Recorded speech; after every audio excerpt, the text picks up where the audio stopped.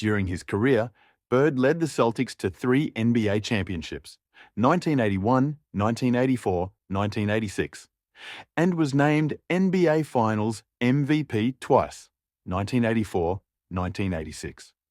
He also won 3 consecutive NBA MVP awards from 1984 to 1986, a feat only achieved by a select few in league history. Bird was known for his clutch performances, basketball IQ, and versatility. He was a forward who could score, rebound, and assist, making him one of the most complete players in the game.